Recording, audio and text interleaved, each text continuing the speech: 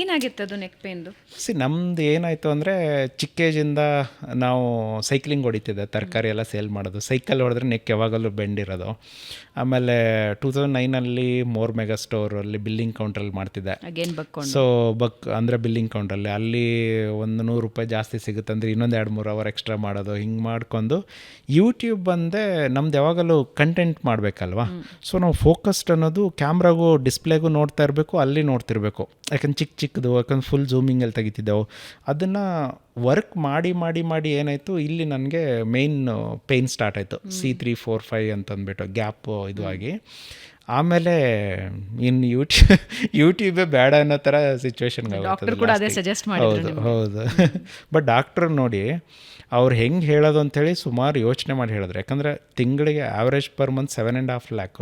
So ಈ ಥರ ಸಂಬಳ, ಈ ಥರ ದುಡ್ಡೇ ಬರಲ್ಲ, ಬಟ್ ಲೈಫ್ ಅಂತ ಬಂದಾಗ ಆಪ್ಷನ್ ಇಲ್ಲ ಅಂತ ಅವ್ರು ಹೇಳಿದಾಗ, ಅವ್ರು ಹೇಳಿ ಸ್ವಲ್ಪ ದಿವಸ ನಾನು ಫಾಲೋ ಮಾಡಲಿಲ್ಲ. ಯಾಕಂದರೆ ಇದು ಒಂದು ಸೀಸನ್ನು ದುಡ್ಡು ಆಮೇಲೆ ಇನ್ನೊಂದೇನು ಇಂಟ್ರೆಸ್ಟ್ ಏನು ಮಾಡುತ್ತೆ, ಎಷ್ಟೇ ಪೇನ್ ಇದ್ದರೂ ಕೆಲಸ ಮಾಡೋಕೆ ಬರಲ್ಲ. ಅದು ಸುಮ್ಮನೆ ಕುತ್ಕೊಂಡಿರ್ತೀಯಲ್ಲ ಅವಾಗ ಶುರು ಆಗುತ್ತೆ. ನನಗೆ ಯಾವಾಗ ಇದು ವರ್ಟಿಗೋ ಅಂತ ಶುರು ಆಯಿತು.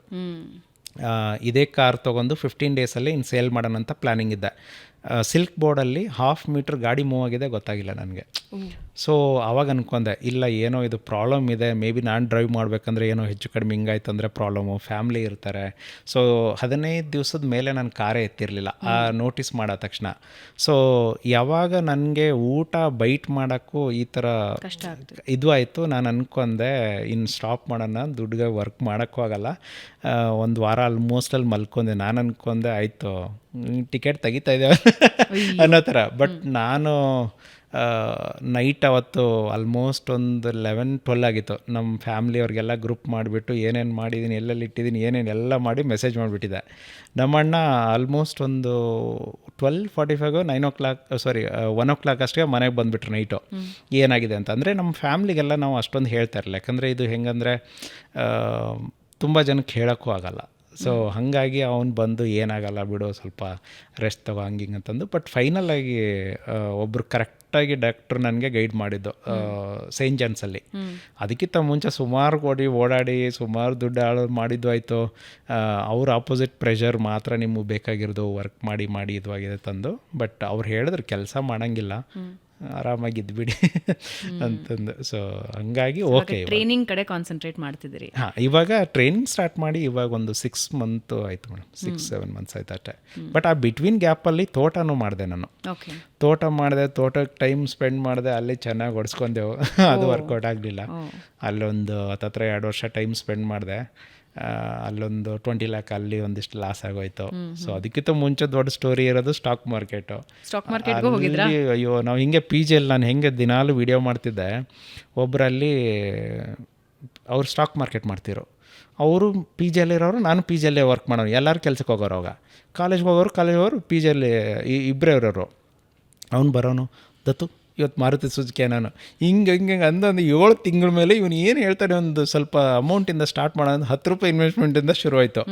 ಸೊ ಶುರು ಆಗಿ 17 ಎಂಡಲ್ಲಿ ಹತ್ತತ್ರ ಒಂದಿಷ್ಟು ಫಿಕ್ಸ್ ಡಿಪಾಸಿಟ್ಗಳೆಲ್ಲ ಎಗರಿಸ್ಬಿಟ್ಟು ಹಾಕಿದ್ದು. ಒಂದು 8 ಲಕ್ಷ ಇನ್ವೆಸ್ಟ್ಮೆಂಟ್ ಮಾಡಿದೆ.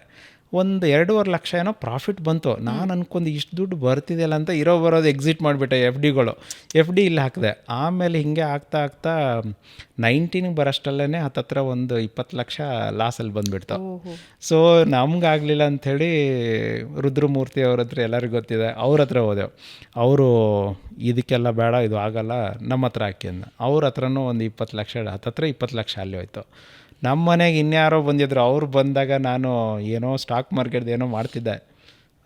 ಇವರು ಬ್ಯುಸಿ ಎತ್ತಂದ್ರು. ನಾನು ಒಂದು ಸ್ವಲ್ಪ ಸ್ಟಾಕ್ ಮಾರ್ಕೆಟಲ್ಲಿ ಓಕೆ ಟೀಕೆ ಅಂತಂದ್ಬಿಟ್ಟು ಅವ್ರು ಹೋದ್ರು. ಹಿಂದಿಯವರು ಬಂದುಬಿಟ್ಟು ನನಗೊಂದು 5-6 ಕ್ವಶನ್ ಕೇಳಿದ್ರು. ಅವರು ನನಗೇನು ಗೊತ್ತಿಲ್ಲ. ನನಗೆ ಗೊತ್ತಿರೋದು ದುಡ್ಡು ಹಾಕಿದ್ರೆ ಸ್ಟಾಕಲ್ಲಿ ದುಡ್ಡು ಬರುತ್ತೆ, ಗ್ರಾಫ್ ಹಿಂಗೆ ಆಗ್ತಾ ಇರುತ್ತೆ, ಅಪ್ ಆ್ಯಂಡ್ ಡೌನು, ಏನೋ ಬರುತ್ತೆ ಹೋಗುತ್ತೆ ಅಂತ ನನಗಿತ್ತು. ಅವ್ರು ಬಂದು ಕ್ವಶನ್ ಕೇಳಿದ ತಕ್ಷಣ ಏನೂ ಆನ್ಸರ್ ಇಲ್ಲ ನನ್ನ ಹತ್ರ. ಅವರು, that you believe will get back your 30 lakh ಅಂತಂದು. ಯಾರಪ್ಪ ಇವನು ದೇವ್ರ ಥರ ಬಂದು ಅಂದ್ಬಿಟ್ಟು ಹಿಂಗೆ ಕೇಳ್ತಿದ್ದಾರೆ ತಂದು. ಸೊ ಅಲ್ಲಿ ಅವರು ಗೈಡೆನ್ಸಿಂದ ಅಮೌಂಟ್ ಹಾಕೋಕ್ಕೆ ಶುರು ಮಾಡಿದೆ.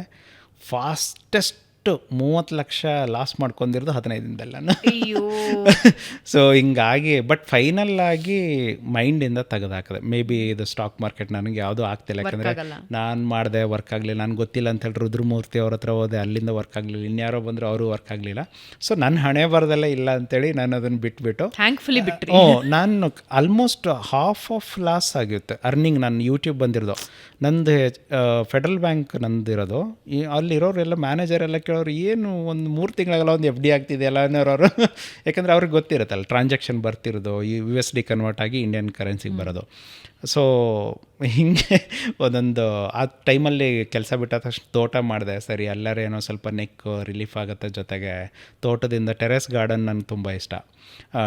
ಮನೆ ಮೇಲೇ ಸುಮಾರು ಫ್ರೂಟ್ಸ್ ಗಿಡಗಳು ಬೆಳೆದಿದ್ದೆ, ಯಾಕೆ ತೋಟದಲ್ಲೇ ಬೆಳಿಬೇಕು, ಸಿಟಿಯಲ್ಲಿ ಯಾಕೆ ಬೆಳೆಯೋಕ್ಕಾಗಲ್ಲ ಅಂತಂದು ಆ ಮನೆ ಮೇಲೆ ಟೆರೆಸ್ ಗಾರ್ಡನ್ ವರ್ಕ್ ಆಯಿತು ಅಂತ ತೋಟ ಮಾಡೋಣ, ಇನ್ನು ಗಿಡ ಸೆಲ್ ಮಾಡೋಣ ಅಂತ ಅದನ್ನು ಶುರು ಮಾಡಿದೆ. ನರ್ಸರಿ ಥರ ಗಿಡ ಎಲ್ಲ ಚೆನ್ನಾಗಿ ಬಂತು. ಬಟ್ ಫೈನಲ್ ಆಗಿ ಒಂದು ನಾನು ಸೋಷಿಯಲ್ ಮೀಡ್ಯಾದಲ್ಲಿ ಆ್ಯಕ್ಟಿವ್ ಆಗಿರಲಿಲ್ಲ, ಅದು ಒಂದು ರೀಸನ್ನು. ನೆಕ್ಸ್ಟ್ ಬಂದುಬಿಟ್ಟು ಅಲ್ಲಿ ಸರೌಂಡಿಂಗ್ ಒಂದು 40 ಎಕರೆ ಕ್ಲೀನ್ ಮಾಡಿಬಿಟ್ರು ಕೆರೆ ಪಕ್ಕದಲ್ಲಿ. ಅಲ್ಲಿರೋ ಹಾವುಗಳೆಲ್ಲ ಈ ತೋಟಕ್ಕೆ ಶಿಫ್ಟ್ ಆಗಿಬಿಟ್ಟು ದಪ್ಪ ಹಾವುಗಳು. ಅದನ್ನ ನೋಡಿಬಿಟ್ರೆ ಒಂದೊಂದು ಟೈಮು ಅನ್ಸೋದು, ನಾನು ಓಡಾಡ್ತಿರ್ತೇವೆ, ಮಕ್ಕಳು ಓಡಾಡ್ತಿರ್ತೇವೆ, ಏನೋ ಹೆಚ್ಚು ಕಡಿಮೆ ಆಗಿಬಿಟ್ರೆ ಹೆಂಗೆ ಅಂತಂದ್ಬಿಟ್ಟು ಈ ಹುಲ್ಲು ಜಾಸ್ತಿ ಬಂದಿದೆ ಅಂಥೇಳಿ ಔಷಧ ಹೊಡಿಯೋಕೆ ಹಚ್ಬಿಟ್ಟೆವು, ಹುಲ್ಲಿನ ಔಷಧ. ಅದನ್ನ ಏನು ಮಾಡಿದ್ರು ಲೇಬರ್ ಗಾಳಿ ಇತ್ತು, ಏನು ಮಾಡೋಕ್ಕಾಗಲ್ಲ. ಅವ್ರು ಹೊಡೆದಿದ್ದಾರೆ, ಎಲ್ಲ ಗಿಡಕ್ಕೆ ಸಿಡಿದ್ಬಿಡ್ತದು. ಸೊ ಹತ್ತತ್ರ ಒಂದು 20 ಲ್ಯಾಕು ಹತ್ತತ್ರ ಒಂದು 70 ಲ್ಯಾಕ್ ಆಗೋದು ಪ್ರಾಫಿಟು ಎಲ್ಲ ಲಾಸ್ ಅಷ್ಟೇ. 2 ವರ್ಷ ಟೈಮು ವೇಸ್ಟು, ಹಾಕಿರೋ ಇನ್ವೆಸ್ಟ್ಮೆಂಟ್ ವೇಸ್ಟು. ಬಟ್ ಅವಾಗ ಅನಿಸಿರೋದು 2 ವರ್ಷ ಮತ್ತೆ ಇನ್ವೆಸ್ಟ್ಮೆಂಟ್ ಏನಾದರೂ ಯೂಟ್ಯೂಬ್ ಮಾಡಿದರೆ ನಾನು ಎಲ್ಲೋ ಹೋಗ್ತಿದ್ದಲ್ಲ. ಇಲ್ಲ, ನಂದು ಆ್ಯಾವ್ರೇಜ್ ಆಗಿ 21ನಲ್ಲಿ ಹೈಯೆಸ್ಟ್ ಬಂದಿರೋದು 14.5 ಲ್ಯಾಕ್ ನನಗೆ ಪರ್ ಮಂತ್. 1 ಮಂತ್ಗೆ ಬಂದಿತ್ತು. ನಾನು ಅಂದ್ಕೊಂಡಿದ್ದೆ ನೆಕ್ಸ್ಟ್ ಇಯರು ಹತ್ತತ್ರ 25 ಲ್ಯಾಕ್ ರೀಚ್ ಮಾಡೋಣ ಅಂತ ಇದ್ದೆ. ಬಟ್ ಹೆಲ್ತ್ ಅಂದಾಗ ಅದು ಸಪೋರ್ಟ್ ಮಾಡಲಿಲ್ಲ ಅಂದರೆ ಏನೂ ಮಾಡೋಕ್ಕಾಗಲ್ಲ. ಬಟ್ ನಮ್ಮ ನೆಕ್ಸ್ಟ್ ಹೆಂಗಾಗಿತ್ತು ಅಂದರೆ ಪ್ರಾಜೆಕ್ಟ್ ಎಲ್ಲ ದೊಡ್ಡದು ಮಾಡಬೇಕಾಗಿತ್ತು. 19ಕ್ಕಿಂತ ಮುಂಚೆ ಎಲ್ಲ ಸ್ಮಾಲ್ ಪ್ರಾಜೆಕ್ಟ್ ಇತ್ತು. 19ಇಂದ ಬಂದಿದ್ದು ಎಲ್ಲ ಆರ್ ಸಿ ಮಾಡೆಲ್ಗಳು ಬಂದವು. ರಿಯಲ್ ಏರ್ಕ್ರಾಫ್ಟ್ ಮಾಡೋಣ ಅಂತ ಅಂದ್ಕೊಂಡಿದ್ದೆ. ಆಮೇಲೆ ಅದು ಪ್ರಾಬ್ಲಮ್ ಇದೆ, HLದಿಂದ ಪರ್ಮಿಷನ್ ತೊಗೋಬೇಕು, ಅದು ಕೊಡಲ್ಲ ಅಂತ ಗೊತ್ತಾಯಿತು. ಆಮೇಲೆ ನಮ್ಮ ಮಗನಿಗೆ ಕೂಡಿಸ್ಬಿಟ್ಟು ಒಂದು ಡ್ರೋನ್ ಮಾಡೋಣ ಅಂದ್ಕೊಂಡೆವು, ಅದು ಇನ್ನೂ ದೊಡ್ಡ ಕೇಸ್ ಇದೆ ಅಂತ ಗೊತ್ತಾಯಿತು. ಯಾಕೆ ಮಕ್ಕಳನ್ನ ಅಂಡರ್ ಏಜ್ ಇರೋರನ್ನ ಯೂಸ್ ಮಾಡೋಂಗಿಲ್ಲ ಅಂತಂದ್ಬಿಟ್ಟು ಇನ್ನು ಏನೂ ಮಾಡೋಕ್ಕಾಗಲ್ಲ, ಸುಮ್ಮನೆ ಏನೋ ದುಡ್ಡು ಬರ್ತಿದೆ. ಬಟ್ ನಂದು ಏನಾಯ್ತು ಅಂದರೆ ಆಫ್ಟರ್ ಯೂಟ್ಯೂಬ್ ಬಿಟ್ಟ ತಕ್ಷಣ ಹಳೆ ವೀಡಿಯೋಗಳು ಅಪ್ಲೋಡ್ ಮಾಡಿದ್ದಲ್ಲ, ವಿಡಿಯೋ ಮರ್ಜ್ ಮಾಡ್ತಿದ್ದೆ ನಾನದು. ಸೊ ಮರ್ಜ್ ಮಾಡಿನೇ ಅದರಿಂದ ಸುಮಾರು ದುಡ್ಡು ಬಂತು. ಒಟ್ಲಲ್ಲಿ ಏನೋ ಒಂದು ದಿನ ಕುತ್ಕೊಂಡ್ರೆ ಕೈ ಆಡಿಸ್ಕೊಂಡು ಕುತ್ಕೊಂಡ್ಬಿಡೋರು, ಅದನ್ನು ಮಾಡಬೇಕು ಇದನ್ನು ಮಾಡಬೇಕು. ಅಂದರೆ ಕಂಟೆಂಟ್ ಮಾಡೋಕ್ಕಾಗಿಲ್ಲ ಅಂದರೆ ನೆಕ್ ಪೇನ್ ಇದ್ದರು ಹಳೆ ವೀಡಿಯೋಗಳನ್ನ ಮರ್ಜ್ ಮಾಡ್ತಿದ್ದೆ. ಬಟ್ ರೀಸೆಂಟಾಗಿ ಯಾವುದೂ ಮಾಡಲಿಲ್ಲ. ಸೊ ಕಂಪ್ಲೀಟ್ ಬಿಟ್ಟೆ ಆ ಥರ.